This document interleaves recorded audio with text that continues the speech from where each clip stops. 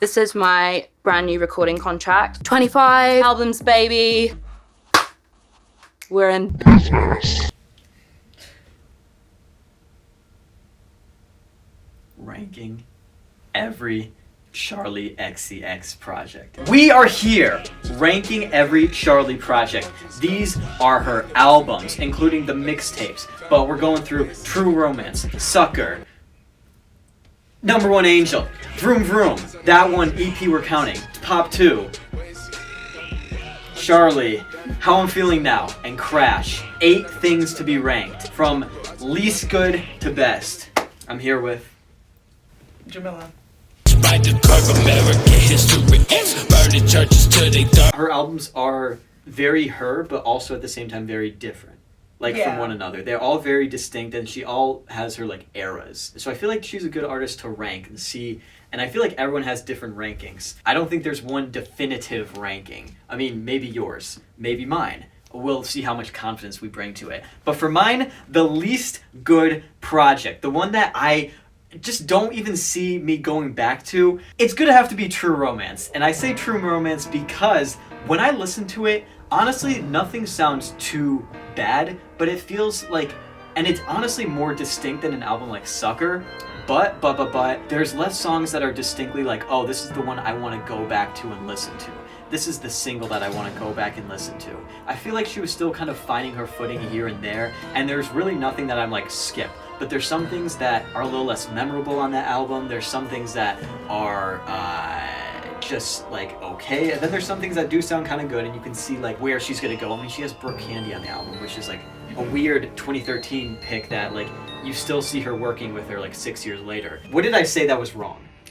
Well, I really like True Romance. I mean, it's so iconic to me because I was just when Charli was in her little Tumblr girl era. You just had to be there, you know what I mean? It was just a vibe. And a lot of the songs on there are just classic to me. But I do see what you mean, certain songs are not as amazing. But I can't put it last. I do think it feels more distinct compared to Sucker. I feel like Sucker feels a little more generic, but it's just, I don't think it stands out as much as the other ones. And what you're saying makes sense. If you were a fan back then and now it's a nostalgic thing, because I know people were oh, why doesn't she do a True Romance show type of thing? There's a lot of people who like that, and I'm glad that she has that bit of her audience that does like it. And I don't think, like I said, I don't think it's terrible for any reason. I don't think there's anything on there I'm this is not good. My last is Sucker. We go together. Now, I love Sucker because that's the first Charli album I ever heard, of course. It's just, I was listening to it yesterday, and, so many of the songs are so, bland. I mean, obviously, that was, her attempt of, first trying to, be, a big star, right? So I can understand why she was, holding herself back and being more, pop-y. Mm-hmm. In a negative way, because she obviously becomes more poppy in a positive way in the future. But this album was just I don't know. But there are some songs in there that are some of my favorites. I love Doing It with Rita Ora, even though Rita Ora's, I mean, she's just she doesn't give Yeah, so she's just not good at what she does. Yeah. I thought she did something weird.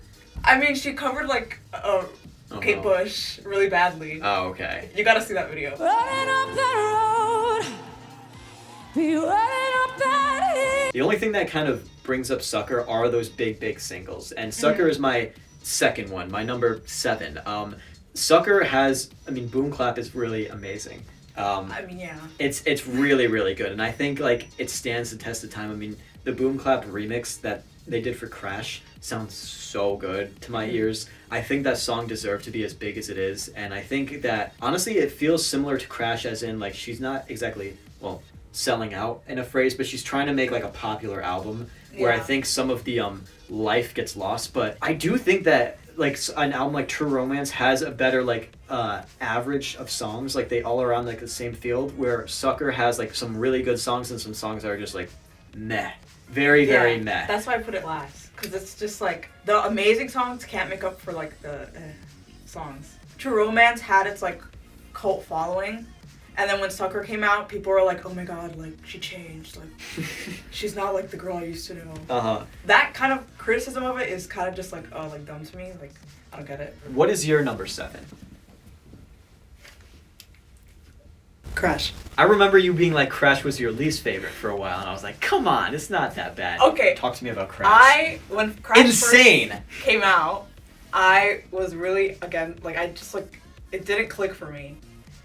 And it's now grown on me to, like, I actually like it, you know? Like, when it first came out, I was just like, oh my god, girl, like, what is this? Like, because I think it's kind of like a similar thing where she had so many, like, bangers after another, like, of albums. And then Crash came out, and it was, I guess, a crash. It did not hit as much as her previous albums. There are some songs I really like. Some of them, I just am just like, oh, like, I find them so, like, boring.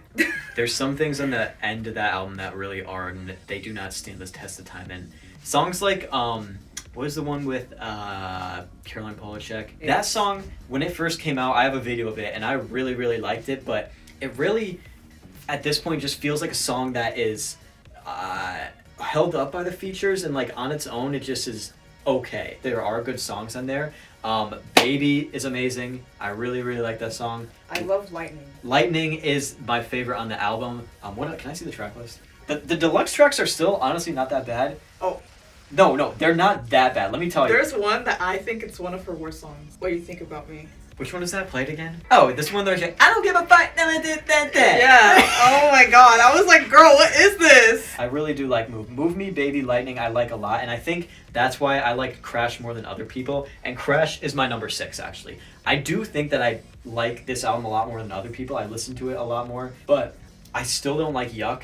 When I first listened to it, people are like, oh, it's gonna grow. I still don't like that song. As innovative as she is and has like forward thinking as she is musically, this album takes a step back. Everything still sounds good and everything still sounds very solid as pop songs, but they don't do what her other albums did. And I think, you know, that says a lot that she has such a high bar with every album, because her albums really are, even by the general public, underrated. I think that she really musically is extremely talented. And Crash, even though it takes a little step back, it's still very solid in my opinion. That is another reason why Crash is like not so high on my list, because a lot of the songs on the album are like, they like sample other old songs, and it's like, it's not used in a kind of creative way. Like the collab with Rina Sawayama, that was like one of the biggest disappointments ever. Because it's kind of, it's not a new song. Yeah, like it's just, and Used to Know Me is also like, but that one of all like the like remakes that she did on that album, that's the one I like the most actually. What is your number 6? True Romance. True Romance. Okay, talk to me about the album. I think it's part of it why it's ranked at 6 is a little bit of nostalgia. I was listening to it and I was like, these songs just like still slap after all this time. The one with Brooke Candy, also really good. I mean, that was released before the album. It was a single? Like, it was like on one of her mixtapes before, Oh. and then she put it on the album. I think that's also nostalgia because I was just like 15 and being like, wow, Charli, you're so good. Charlie's trash. Charlie sucks. Fuck Charlie. Charlie. Boo. I bet Charlie stinks, bro. I bet she smells like asparagus, bro. Number 5. Number 1, Angel. Oh. Now, this one, we're at the part where this shit is like just good. All these albums are really, really, I think all these albums are like an 8 or above. It's really hard to rank these, but I put this one at the bottom because this was after Vroom Vroom. This was her like entering this new kind of era of making banger after banger after banger on the album. 3 AM on this album, amazing. Dreamer, pretty good. Blame It On You, pretty good. Roll With Me, good. Emotional, good. I Love You Too, good. White Roses, good. You see that? All that was just good. Like, one after the other, quality ass songs where I was like, when I first heard it, I was just like impressed with like how much an album could have like very solid pop songs. If that makes sense. Is that right before Pop 2? Correct. Okay. Like the same year. I have the same number 5. Let's go. And I switched it this morning, actually. Oh, okay. Yeah. Did you move it up or down? Down. I switched it around. Like, my one that was number 4, I switched the places. Because to me, like, they're equally as good. So it's kind of like the same to me. Mm-hmm. But number one Angel, yeah, she's like that bitch. Like, it's just, it's so good. This is like when her time of like picking really good collabs, I feel. I agree. Because sometimes now, like, I feel like she kind of picks collabs, like, just to have a collab sometimes. Or like to be like, oh, like, our fans really want this. Mm-hmm. These were like people who were like kind of her friends. And also like... Yeah, I mean, I think she still collabs with her friends, but it's just like, sometimes it's just like thrown on there. Like how you were saying with the one on Crash with Caroline. Yes. Kind It's of there like to be there. But these, I do feel like the number one Angel tracks are like, she was like, this artist I want here and I want them to do this. Yeah, like, like Lip Gloss. Yes. Perfect feature. Which, Cupcake. that song is so insane on that album, and it feels weird to be where it is, but then it works as an outro, and I don't even know, it feels like such a treat, and it's such like a different sounding song that like works so well. Yeah. I guess we're going on to number 4, which for me, and I thought about this hard, very, very hard, but I have to put it Vroom Vroom. Vroom Vroom, quality-wise overall, I think has the best songs overall, but it's only 4 tracks that if I want to listen to something more, I'm going to have Vroom Vroom like lower because other albums have more quantity on there. Vroom Vroom is amazing. That song alone is one of the craziest. Would that be called hyperpop? Was that the first hyperpop song, 2015? Not the first, but it was like the first big one that everyone was like, whoa. Big one. Paradise, really, really good. I really like Paradise. Even though I think it might be a little dated with how it kind of sounds like it's dubstep. Not really, but the fact that it did so well and saw so many people had eyes on it, I really think it's an iconic piece, and I understand why 8 years later she's still playing live shows of this. Yeah. What's your number 4? The list. Look at how old we are, bro. My number 4 is Charli. Whoa. Self-titled. Okay, you gotta talk to me about this because I really, really like Charli. Yeah, I know. That's why I was like, oh god. So I love Self-titled, but I think it's kind of like when she started doing a little bit of samples, or not samples, features that were like, There's a lot of features on there. I think every song that had a feature on it she released before. Yeah, she did. Weird. But like, I don't know, some of them are just like, Listen, the features on that album, honestly, most of them work, and I feel like some of them are there to be there. But like, Gone is probably one of the best pop songs of all time. Oh, yeah. That song is spectacular. Who else is on that album? Okay, how about this? Tell me what your least favorite song on that album is. My least favorite? Yeah. Well, I'm gonna say the one with Haim and Ooh, a lot of people say that. February 2017, because I'm just like struggling to remember how it even goes. The other songs, I can like look at the track and be like, oh, this is how that song goes. They're not as memorable. Like, it's a little forgettable. I understand. But the memorable ones are like so good.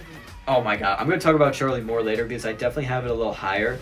But my number three, this is when it gets really hard because even at this moment, I feel like I want to switch some stuff around. Oh my god. Okay, no, I'm going to keep this one here, but honestly, I might switch this around, but it's How I'm Feeling Now. How I'm Feeling Now is really spectacular. I think that it is such a lightning in a bottle experience. I think that the whole concept behind it was really cool. I think that what she was able to do in such a short amount of time was really cool. I think the songs are like the most hyper pop that we'll ever get out of her. And oh my god, Click 2.0 is amazing. I really like Party For You on that. It's really, really good, and it's at the point where on How I'm Feeling Now, there's no bad songs in my opinion. There's on the other 2 albums above this, there's more better songs or songs that I like more. Simple as that. But How I'm Feeling Now is really spectacular, and I think that just that she was able to get an album out for this, like I commend her because it got one more album out of her like contract. And she was able to make something conceptually and in a quick amount of time, and that was good. I really love that album. Number 3 for you. Vroom Vroom. Now, Vroom Vroom is like you were saying, so iconic. It like altered my brain. It's just like so good, and even though it is 4 songs, like those 4 songs.